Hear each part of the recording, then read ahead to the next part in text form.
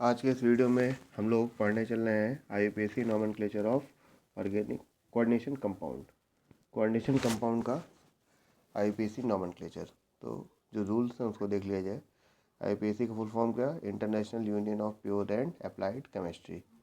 ठीक है, international union of pure and applied chemistry. IUPAC का नॉमेनक्लेचर करना है, कोऑर्डिनेशन कंपाउंड्स का नॉमेनक्लेचर करना है हम लोगों को। कैसे किया जाए देखते हैं। तो पहला रूल कह रहा है कि positive ion name first followed by negative ion. Means अगर आप कोई कोऑर्डिनेशन कंपाउंड लेते हैं जैसे K4FeCN6, ठीक, और इसका आयोनाइजेशन करते हैं तो आपको मिलता है 4K+ प्लस FeCN6 4 तो यहाँ पर ये जो आपका कॉम्प्लेक्स है वो कैसा है? नेगेटिवली चार्ज है। नेगेटिवली चार्ज कॉम्प्लेक्स को हम बोल सकते हैं एनायनिक कॉम्प्लेक्स है। कैसा कॉम्प्लेक्स है? Anionic complex. ये आपका एनायनिक कॉम्प्लेक्स हो जाता है। ठीक, तो ये कह रहा है कि पहले पॉजिटिव आयन मतलब पोटेशियम का नाम लिख दीजिए। संख्या से कोई मतलब नहीं, उसके नंबर से कोई मतलब नहीं, और उसके बाद आप नेगेटिव आयन यानी उस कॉम्प्लेक्स का नाम लिखते हैं। फिर कह रहा है when writing the name of complex the ligands are quoted in alphabetical order. अगर एक से ज़्यादा लिगेंड है, जैसे ये जो आपका कॉम्प्लेक्स है ये कैसा है? होमोलेप्टिक है। कैसा है? होमोलेप्टिक है। लेकिन जो कॉम्प्लेक्स होते हैं हेट्रोलेप्टिक, जिसमें एक से ज़्यादा लिगेंड पाए जाते हैं, तो उनमें क्या होता है कि आपको लिगेंड्स को अल्फ़ाबेटिकली सेट करना है। ठीक है, उनका चार्ज नहीं देखना, उनको अल्फ़ाबेटिकली आपको लिखना होता है। तीसरा है कि अगर कॉम्प्लेक्स आपको आईयूपीएसी नेम दिया हो और कॉम्प्लेक्स का फॉर्मूला लिख रहे हो तो उस समय आपको ध्यान देना है कि सबसे पहले मेटल को लिखना है। ठीक है, सेंट्रल मेटल एटम सबसे पहले लिखा जाएगा, और उसके बाद लिगेंड्स को लिखना है। और लिगेंड्स को लिखते वक्त ये चीज़ ध्यान रखनी है कि आपको सबसे पहले negative ligand, then neutral ligand, और उसके बाद पॉजिटिव लिगेंड को लिखना होता है। ठीक है, तो इस चीज़ का ध्यान रखा जाता है यहाँ पर। फिर कह रहा है कि अगर लिगेंड की नंबर्स की बात की जाए तो लिगेंड्स के नंबर के लिए जो प्रीफिक्स यूज करते हैं वो डाई, ट्राई, टेट्रा, पेंटा, हेक्सा और आगे हेप्टा तक यूज कर सकते हैं। लेकिन अगर कुछ लिगेंड्स की बात करें, जैसे आपके एथिलीन डायमीन की बात करें, तो एथिलीन डायमीन कैसा लिगेंड है? एक बाइडेंटेट लिगेंड है जिसके पास 2 डोनर एटम है, साफ देख सकते हो। तो ऐसे लिगेंड जिनके नाम के साथ ही डाई या टेट्रा ऐसे वर्ड्स आ जाते हैं, तो उनके लिए आईयूपीएसी नॉमेनक्लेचर में हम लोग क्या करते हैं कि यूज कर लेते हैं डाई की जगह पर बिस, 2 फॉर बिस, है ना, और 3 के लिए ट्रेस, और 4 के लिए टेट्राकिस। ऐसे वर्ड्स यूज किए जाते हैं प्रीफिक्स की तरह। ठीक, अगर आपका कंपाउंड जो है वो कैसा है? एनायनिक कॉम्प्लेक्स है, तो सेंट्रल मेटल एटम के नेम के साथ क्या कर देंगे? 8 ऐड कर देंगे। इसका भी ध्यान रखेंगे। ठीक है ना। चलिए तो देखते हैं कुछ एग्जांपल। अब जैसे यहाँ पर आपको लिगेंड्स की जो नेम है वो दिए हुए हैं। निगेटिव चार्ज जितने भी लिगेंड होंगे उनके नाम के लास्ट में IDE वर्ड होता है। इसको इसमें से ई को रिमूव कर देना है और ओ को वहाँ पर लगा देना है। ठीक, जैसे देख सकते हो पहले यहाँ पर क्या था? ब्रोमाइड, अब क्या है? ब्रोमाइडो, है ना। क्लोराइड से क्लोराइडो, फ्लोराइड से फ्लोराइडो, साइनाइड से साइनाइडो, हाइड्रोक्साइड से हाइड्रोक्साइडो, कार्बोनेट से कार्बोनेटो। ई हटा दिया और ओ लगा दिया उसकी जगह पर। ठीक, NO3- के लिए नाइट्रेटो, NO2- के लिए नाइट्राइटो एन यूज किया जा सकता है, या नाइट्राइटो ओ यूज किया सकता है। नाइट्राइटो एन कब? जब वो कोऑर्डिनेशन बॉन्ड किससे बना रहा है? नाइट्रोजन एटम से। और नाइट्राइटो ओ कब? जब वो ऑक्सीजन, क्योंकि इसके पास 2 डोनर एटम है। ये एम्बीडेंटेड लिगेंड की तरह बिहेव करता है। कैसे लिगेंड की तरह? एम्बीडेंटेड लिगेंड। एम्बीडेंटेड लिगेंड वो होते हैं जिनके पास मोर देन 1 डोनर एटम होते हैं, लेकिन एक बार में एक ही डोनर एटम से बॉन्ड फॉर्मेशन कर देते हैं। ठीक, इसी तरह से सल्फेट के लिए सल्फेटो, सल्फाइड के लिए सल्फाइडो, ऑक्सलेट के लिए ऑक्सलेटो, और ऑक्सलेट कैसा है? बाइडेंटेट लिगेंड है। ठीक है, इसी तरह एथिलीन डायमीन, टेट्राएसीटेटो, ये हेक्साडेंटेट लिगेंड हो गया। ट्राइफेनिल फॉस्फीन, ये एक लिगेंड हो गया आपका। ठीक है, मोनडेंटेट लिगेंड, पिरिडीन एक मोनडेंटेट लिगेंड हो गया। अब बोल रहा है कि name of central metal atom. Central metal atom के नेम के साथ क्या चेंज करना है। अगर कैटायनिक कॉम्प्लेक्स है तो सेंट्रल मेटल एटम का नेम वैसा ही रहेगा जैसे पहले होता है। क्रोमियम का क्रोमियम ही लिखेंगे, जिंक का जिंक ही, एल्यूमिनियम का एल्यूमिनियम ही। बट अगर एनायनिक कॉम्प्लेक्स है, एनायनिक कॉम्प्लेक्स मतलब निगेटिवली चार्ज कॉम्प्लेक्स है, तो उस समय क्रोमियम का जो नेम है उसमें IUM हटा के ATE लगा देंगे। Chromate, zincate, aluminate, ferrate, cuprate, cobaltate, plumbate, argentate, stannate, aurate और प्लेटिनेट। तो यहाँ पर जैसे ऑरेट जो है वो गोल्ड का कौन सा नेम ले लिया गया, ग्रीक नेम लिया गया, औरम से ऑरेट बनाया गया। तो कुछ ऐसे मेटल भी हैं आपके पास जैसे सिल्वर है, प्लेटिनम है, सॉरी सिल्वर है, गोल्ड है, टिन है, लेड है, मरकरी है। तो इनके नाम जो है वो ग्रीक में यूज करते हैं और एनायनिक कॉम्प्लेक्स लिखते वक्त इसका ग्रीक नेम के साथ 8 लगा देते हैं। तो अब कुछ एग्जांपल की प्रैक्टिस की जाए, जैसे K4FeCN6। अब K4FeCN6 कैसा कॉम्प्लेक्स है, K4FeCN6। अगर इसका आयोनाइजेशन किया जाए तो बनेगा आपका 4K plus plus FeCN6 4 minus. अब ये जो कॉम्प्लेक्स बना ये कैसा है, निगेटिवली चार्ज है।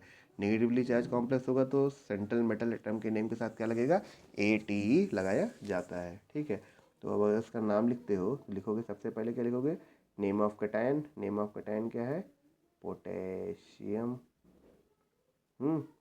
पोटेशियम। उसके बाद सेंटर लिगेंड का नंबर ऑफ लिगेंड है ना, हेक्सा।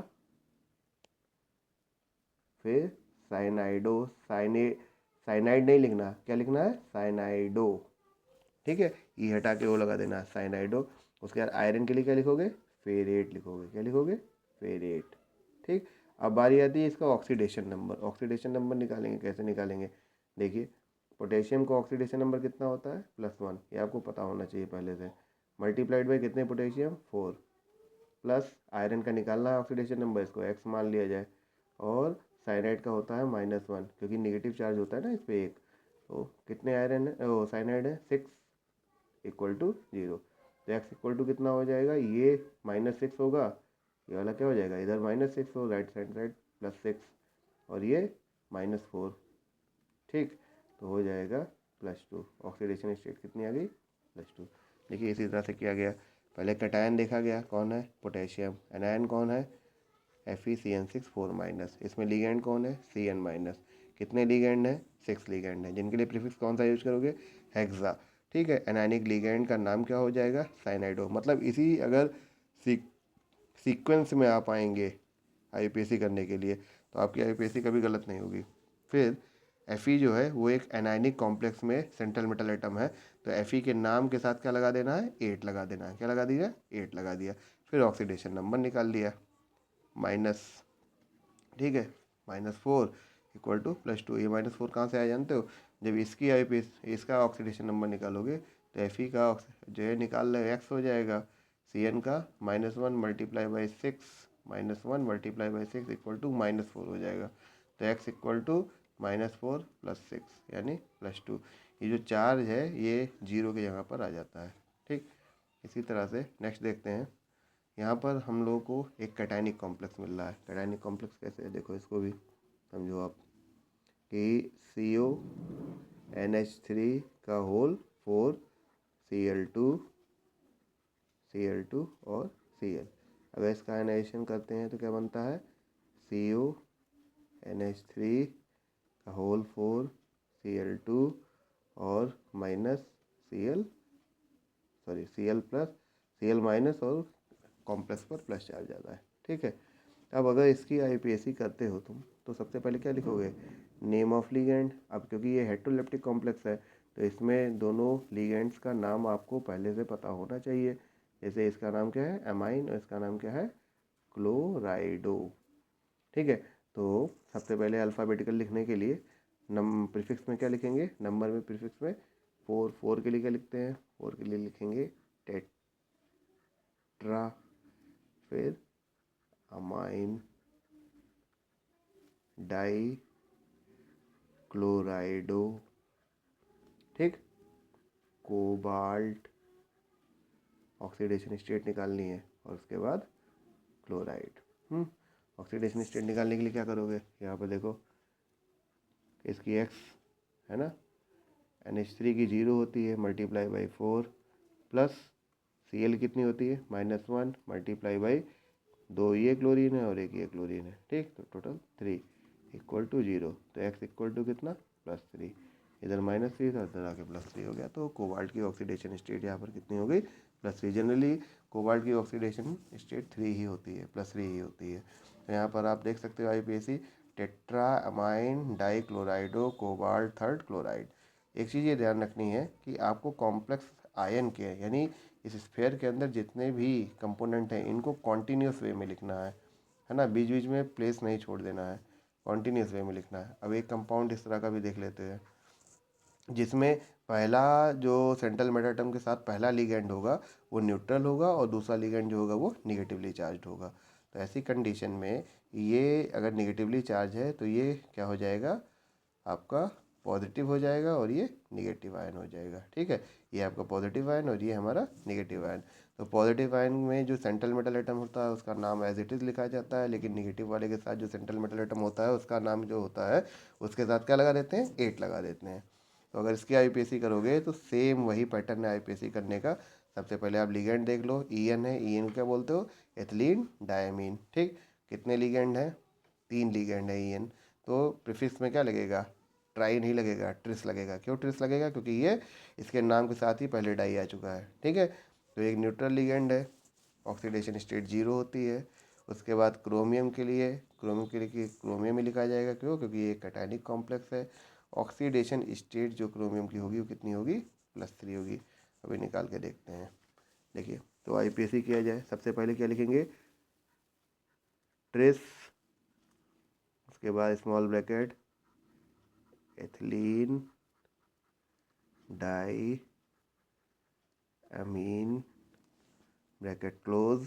फिर क्या करना है क्रोमियम सेंट्रल मेटल एटम का नेम क्रोमियम और उसके बाद ऑक्सीडेशन स्टेट पैरेंथेसिस में छोड़ दिया जा रहा है ऑक्सीडेशन स्टेट। और फिर नेक्स्ट ये जो आपका दूसरा वाला कॉम्प्लेक्स है यहाँ पर एनायनिक कॉम्प्लेक्स उसका भी लिख लेते हैं। तो हेक्सा फ्लोराइडो, अब इसमें क्या लिखना है क्रोमियम नहीं लिखना है, इसमें क्या लिखेंगे क्रोमेट, उसके बाद ऑक्सीडेशन स्टेट, ठीक है। ऑक्सीडेशन स्टेट जब निकालोगे किसकी CR क्या यार CrEn का होल थ्राइस एंड CrFeF6, ठीक।